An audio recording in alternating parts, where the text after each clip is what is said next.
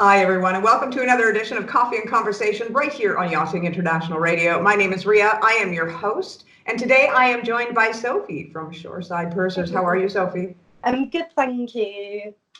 So you're back from the Miami Boat Show. How was it?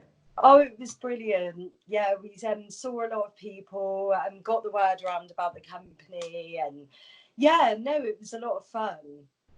Yeah, well, I was quite envious actually. It looked very beautiful. It was hot as well, which was nice. Nice. Yeah, especially this time of year. Yeah. So the reason that I contacted you today is because I've seen out on social media you've been talking a little bit about conversations you've been having with the Italian Consulate in Miami. Now, we all know for South African crew, it is really difficult, the whole visa situation, whether it be for the States or whether it be Schengen visas. Now, recently, what is this conversation that you had with the Italian Consulate, and how does it apply to the South African crew? So recently, South African crew had contacted us about applying for Schengen visas in the States because they were currently over there.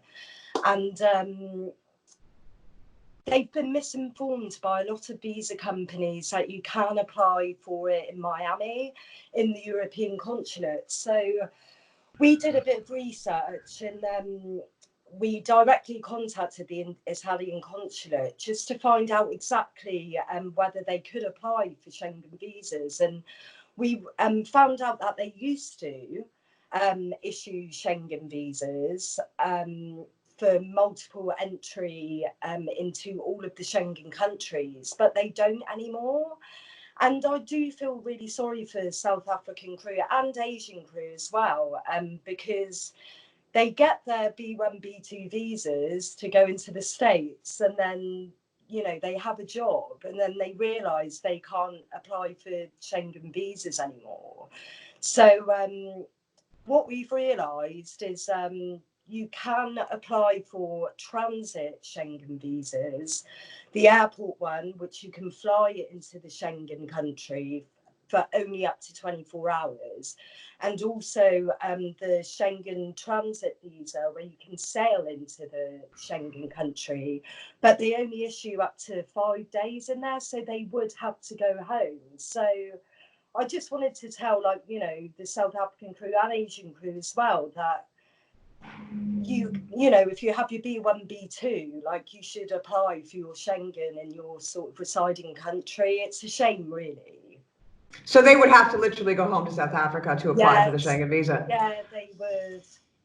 Well, how does that work then? If they come in, say they're coming in on an American boat, they've got their B1, B2, they arrive in Europe, any port in Europe, can they still stay on that boat, but they just can't get off the boat at all?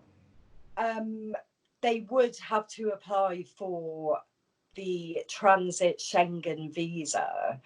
Um, you're not allowed to do that, really. Like, and from experience before, where we had a lot of Asian crew, authorities did come on, and that was allowed, but it was really frowned upon. So I just think you do need to apply for these things, because I think more so now, everything with Brexit and things like that, it's just getting more stricter. And even if it is to apply for a transit visa where you can sort of go into that country but you do need to leave, I think it is your safest bet. Yeah, so I mean, I guess with England leaving the European Union, there is going to be quite a bit of confusion, I would imagine. And I would imagine that the port authorities in every country will be paying a lot more attention to the yachts Oh, when they come most in. definitely. And we've been following that as well. As it stands, sort of, for yacht crew, visas are sort of staying the same, but I think it will most definitely change in the future for sure. Do you think it's going to cause problems for, I mean, British crew are a huge portion of crew that Yeah, travel throughout Europe, and the Caribbean, actually, because a lot of these boats yeah. do the crossing. Do you think that's going to be creating quite a bit of hassle come 2021? I think it will take quite a few years for it to change, but I do think even English crew. will be having to apply for visas within Europe, you know. So they're going to end up, it's going to be the British sailors are going to end up the same as, Asian crew or Exactly, South African everyone. crew or. Yeah, and it's even with like Schengen visas, like it's frustrating because you can only have 90 days in the Schengen countries and then you have to be out for 6 months, you know. So I do think it's going to cause problems everywhere. Wow. Well, you know what? I mean, as the information comes in, we'd love to hear back from you if Yeah, there's we'll anything keep you that changes. updated, most definitely. Yeah, well, it's really interesting because, yeah, we have these sort of top main countries that are responsible for crew. I mean, South Africa is a country that it has a lot of crew.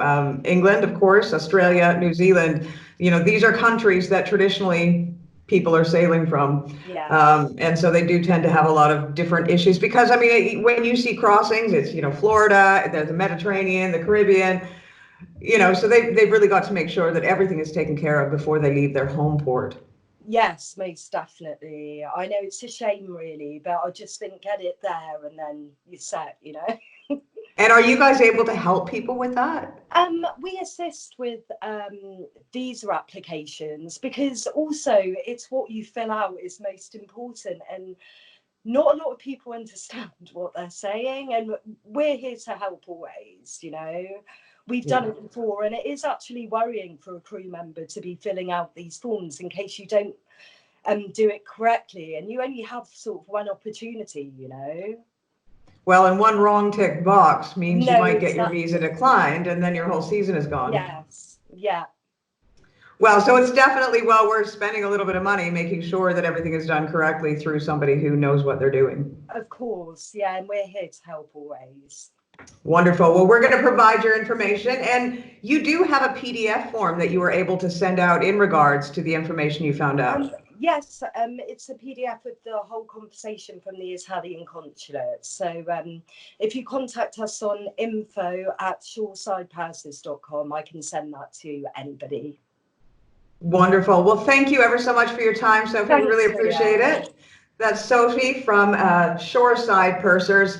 You have been listening to another edition of Coffee and Conversation right here on Yachting International Radio.